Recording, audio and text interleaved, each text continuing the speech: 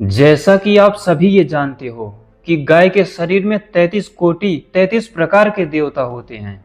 लेकिन इस बात का वैज्ञानिक प्रूफ क्या है, सैद्धांतिक आधार क्या है जिसके बल पर हम ये बोलते हैं? और क्या मनुष्यों के अंदर 33 कोटि देवता नहीं होते, या फिर गाय, पशु, पक्षी, बैल, या फिर सूर्य, पृथ्वी, इनके अंदर कितने प्रकार के देवता होते हैं? वेद देवताओं का ही विषय है, देवताओं की ही व्याख्या करते हैं। वो तो पूरे ब्रह्मांड में होते हैं। तो फिर ये क्यों कहा जाता है कि गाय में ही 33 कोटि 33 प्रकार के वो वेदों वाले देवता होते हैं? वास्तविकता ये है, जो एटम है, जो परमाणु है, आज की भाषा में हम उसे हाइड्रोजन, हीलियम, लिथियम आदि बोल देते हैं, उसमें 33 कोटि या 33 प्रकार के देवताओं की बात की जा रही है, न कि केवल गाय नामक पशु में। सृष्टि विज्ञान में देखें तो जो परमाणु है, एटम, वही गौ है, जो गमन करता है, जो आकर्षण करता है, जो रिपल्सन गुण से युक्त होता है, जो उष्मा आदि गुणों से विशेष रूप से युक्त होता है, उसी में 33 प्रकार के देवता होते हैं। अर्थात वेदों के सारे प्रकार के छंद, सारे प्रकार के मंत्र होते हैं। रही बात गाय नामक पशु की, तो उसकी रक्षा बिल्कुल होनी चाहिए। केवल गाय की ही क्यों, पशु, पक्षी, जीवाणु, विषाणु, वातावरण, सूर्य, सबकी शुद्धता पर अनुसंधान करना चाहिए, होनी चाहिए तो सभी की रक्षा। देसी याम जो होते हैं, देसी पेड़ पौधे, उनकी क्षमता पर काम करना चाहिए आयुर्वेद के हिसाब से। इस गाय का नाम हम सभी ने सृष्टि विज्ञान के आधार पर रखा है। तो प्रश्न उठता है कि सृष्टि विज्ञान में वो जो परमाणु है, उसके अंदर कैसे 33 प्रकार के देवता होते हैं? इसी को आज की वीडियो में हम विस्तार से जानने वाले हैं। आप सभी जानते हो 33 देवताओं में पहले 12 आदित्य होते हैं, इसी प्रकार 8 वसु होते हैं, 11 रुद्र और 2 अश्विनव, अश्विनी कुमार होते हैं। ये जो 12 आदित्य हैं, आदित्य का मतलब ही सूर्य होता है। सूर्य के अंदर इंद्र, वरुण, विष्णु, त्वष्टा, भग, धाता, अर्यमा, ये सब अलग अलग प्रकार के छंदों के ही स्तर पर ये छोटे से बड़े अलग अलग तत्वों के विभाजन हैं। ये जो 12 आदित्य हैं, जितने भी परमाणु हैं, मुख्य रूप से तो हाइड्रोजन ही है, क्योंकि हाइड्रोजन से ही सब कुछ बना हुआ है। हाइड्रोजन, हीलियम, हम हाइड्रोजन ना कहकर एक इलेक्ट्रॉन, एक प्रोटॉन और एक न्यूट्रॉन कहें तो उसी से सारे प्रकार के परमाणु बने हुए हैं। तो इन सूक्ष्म कणों आदि के अंदर विद्युत होता है, त्रिष्टुपादि छंदों की ज्यादा भूमिका होती है, उष्मा आदि गुणों से युक्त रहते हैं, इसमें अग्नि भी होता है। वरुण सूक्ष्म प्राणपान व्यान आदि का जो विशेष बंधन होता है, वो भी इसी में ही होता है। इसी प्रकार त्वष्टा भी सूक्ष्म परमाणुओं में ही होते हैं, क्योंकि जो प्राण बिखर जाते हैं, टूट फूट जाते हैं, उनको ये संयोजित करते हैं, या फिर बोले तो ये निर्माण की प्रक्रिया, ये उत्पन्न करने का काम करते हैं सूक्ष्म प्राणोवादी को, छंदों को विशेष रूप से। विष्णु आप सभी जानते हो, ये 12वें आदित्य हैं, सभी देवताओं में सबसे छोटे हैं, सबसे बाद में उत्पन्न हुए थे। यानी ऋग, यजु, साम रूपी संपूर्ण छंदों का यजन, सूर्य का जो संपूर्ण बल है, वही विष्णु है छंदों के स्तर से। तो वो भी सूक्ष्म कणों आदि को बिखेर रहा है, सृष्टि में युद्ध आदि करते हैं ये असुर पदार्थों से खुद की और हम सबकी रक्षा करते हैं। तो सूर्य के अंदर जो परमाणुओं का संलयन हो रहा है, जिन सूक्ष्म परमाणुओं से ये पृथ्वी बनी है, चंद्रमा बना है, मंगल ग्रह बना है, पूरा सौरमंडल, गैलेक्सी, सुपर क्लस्टर्स, बड़े बड़े ब्लैक होल आदि सब कुछ बने हुए हैं। उन्हीं परमाणुओं के अंदर ये 33 प्रकार के देवता होते हैं। इसी प्रकार 11 रुद्र होते हैं। अलग अलग सूक्ष्म जितने भी प्राण हैं, वही रुद्र हैं। एक ग्रहमा है जो सूक्ष्म आत्मा नाम है उसका।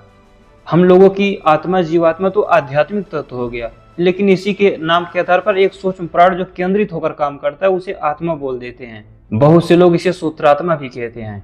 इसी प्रकार 33 देवताओं में 2 अश्विनव होते हैं। ये भी प्राण अपान के कुछ विशेष विभाग हैं। दोनों अश्विनी कुमार थे। प्राण और अपान का विशेष संयोग, जो चिकित्सा आदि करता है, टूटी फूटी हड्डियों को जोड़ता है, सूक्ष्म कणों के छंदों को आपस में जोड़ता है, यजन कराता है, सारी काम वही करता है। तो उसे भी 33 देवताओं में 2 देवता के रूप में लिया गया, दोनों अश्विनी कुमारों को। इसी प्रकार 8 वसु भी होते हैं। पृथ्वी महाभूत का सूक्ष्म यूनिट, आपः तत्व जल महाभूत का सूक्ष्म यूनिट, अग्नि तत्व सूक्ष्म अलग अलग पार्टिकल्स का सूक्ष्म यूनिट, इसी तरह वायु तत्व और स्पेस। आप सभी यहाँ पर यह मत समझ लेना कि जो अणु है, अणु हम मालिक्यूल को ही बोलेंगे, नहीं। थोड़ा सा इस सिद्धांत में मैंने परिवर्तन किया है। वास्तविकता में जैसे प्रकृति है, उसके जितने भी अलग अलग अक्षर हैं, जो नित्य उसके साथ उसी के भाग हैं, उस प्रकृति का एक एक अक्षर उसका अणु है, महत तत्व का एक सूक्ष्म यूनिट उसका अणु है। इसी तरह मनस तत्व और स्पेस का जो सबसे छोटा सूक्ष्म है वो भी अणु ही है। आज की भाषा में बोलो तो वो भी मॉलिक्यूल है। वैक्यूम एनर्जी का जो सबसे छोटा यूनिट होगा ना वो भी अणु है, मॉलिक्यूल नहीं बोलेंगे। इसी प्रकार जो अग्नि तत्व अलग अलग सूक्ष्म पार्टिकल हैं ये भी अणु ही हैं। और आपद तत्व जल के जो पार्टिकल हैं, वरुण तत्व आप जानते हो ये छंदों के शक्तियां फोर्स होते हैं जो समुद्रों के स्वामी हैं। सूर्य के अंदर विशेष रूप से ये होते हैं, लेकिन समुद्रों में हर जगह ये पूरी सृष्टि में है। तो नदी समुद्रों का स्वामी बोला जाता है वरुण को। तो उन्हीं अलग अलग जितने भी परमाणु आदि हैं उसके भी अणु होते हैं। आज की भाषा में देखोगे तो मॉलिक्यूल फिर आयन एटम ऐसा बन जाएगा, लेकिन परमाणु के भी अणु होते हैं सूक्ष्म। इसी तरह जो पृथ्वी तत्व है इसके भी सूक्ष्म अणु होते हैं। ये जितने भी 33 देवता बताए, 12 आदित्य, 11 रुद्र, 2 अश्विनव, 8 वसु, ये सभी सूक्ष्म परमाणुओं में होते हैं। आज की भाषा में आप हाइड्रोजन, हीलियम आदि बोल लो, ये जो सूक्ष्म परमाणु हैं इसमें सारे प्रकार, इसमें ऊष्मा होती है, इसमें आकर्षण होते हैं। देवता वही होते हैं जहाँ पर आकर्षण, प्रतिकर्षण, ऊष्मा, तोड़न फोड़न, युद्ध, क्योंकि सभी देवता छत्र रूप होते हैं, ये रक्षा कर रहे हैं पूरे सृष्टि की। तो जो ये परमाणु है यही गौ है, गमन करने से, आकर्षण, प्रतिकर्षण आदि गुणों से युक्त होने से। उसी सृष्टि के सूक्ष्म परमाणुओं के आधार पर धरती पर भी सफेद दिखने वाला जो गमन करने वाला प्राणी था उसे गौ नाम दिया गया, जिसे हिंदी में हम लोग गाय कहने लगे। महिष सृष्टि में कुछ असुर आदि तत्वों के नाम है, जिसे धरती पर भी महिष, जो रजस, जिसका दूध रजस गुण से युक्त हो, उसे भैंस कहा जाने लगा।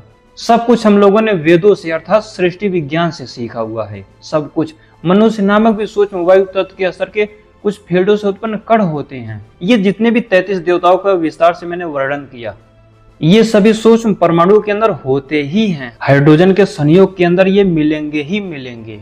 तो इन्हें ही गमन करने से, इसी प्रकार अश्व नाम जो बहुत तीव्र गति से छंद आदि गमन करते हैं, या सूक्ष्म विशेष रूप से पार्टिकल, सबको अश्व नहीं कहते, तो जो विशेष रूप से गति करते हैं तीव्र गति से, उन्हें अश्व कहा जाता है। जिससे धरती पर भी तेज दौड़ने वाले घोड़े को अश्व कहा गया। यहाँ तक कि ऊंट, धनुष, घोड़ा, हाथी, चीते, बाघ, शेर, वानर, ऋक्ष, पशु, पक्षी, गंधर्व, देवता, सब हम लोगों ने सृष्टि विज्ञान से सीखा है। तो जो गाय है केवल उसी में 33 देवता नहीं होते। गाय से अच्छी चमड़ी हम इंसानों की है, हम में भी 33 देवता और विशेष रूप से हैं। भैंस के भी अंदर, ऊंट के भी अंदर, इस पृथ्वी के भी अंदर, शरीर के एक एक नाखून, बालों के अंदर, हर जगह 33 देवता काम कर रहे हैं। निश्चित रूप से गाय प्राचीन वैज्ञानिकों की धरोहर रही है, तो उनकी रक्षा होनी चाहिए। लेकिन ये विज्ञान भी हम सभी को पता होना चाहिए, न कि वो किसी गाय की चर्चा की जा रही। 33 देवता, 33 देवताओं से पूरी सृष्टि बनी है। 33 देवता छत्र रूप होकर पूरी सृष्टि पर संचालन कर रहे हैं, सबको दंड दे रहे हैं।